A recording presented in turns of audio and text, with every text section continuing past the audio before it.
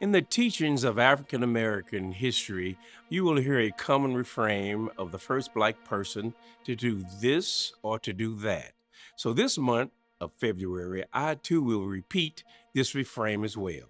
Our discussion this Black History Month will be filled with achievements accomplished by African Americans for the first time. There are many known accomplishments achieved by blacks for the first time, but this month we will learn about some of the little known first timers. Charles Burleigh Purvis, he was born April 14, 1842, in Philadelphia, to abolitionists Robert Purvis and Harriet Ford Purvis, both free people of color.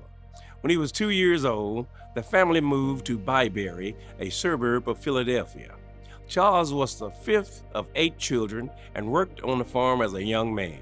He attended some public schools, but most of his schooling was with the Quakers. He enrolled at Oberlin in 1860 and stayed for 2 years, but did not finish. In 1862, he entered the medical college at Western Reserve in Cleveland. In 1864, Purvis served in the Union Army in the U.S. Civil War as a military nurse at Camp Baker, which became a model for Freedmen's Hospital. The Freedmen's Hospital was primarily for the care of black people after the end of slavery. He graduated from Western Reserve in March 1865, where he completed medical training and became a physician.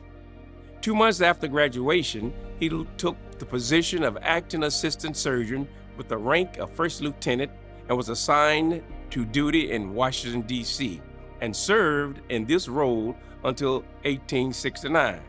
On June 19, Purvis and Alexander Thomas Augusta were proposed for membership of the Medical Society of D.C., a branch of the American Medical Association.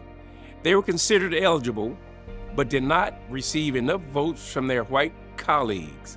Another black physician, A.W. Tucker, was proposed on June 23rd, but was also rejected. In response, these three formed the National Medical Society, made up of African Americans. He was among the founders of the medical school at Howard University. He was the first African American physician to attend a sitting president of the United States when he attended President James Garfield after he was shot by an assassin in 1881. Purvis was the first black physician to head a hospital under civilian authority when he was appointed as surgeon in charge of the Freedmen's Hospital that same year. He was the first African American person to serve on the D.C. Board of Medical Examiners and the second black instructor at an American medical school.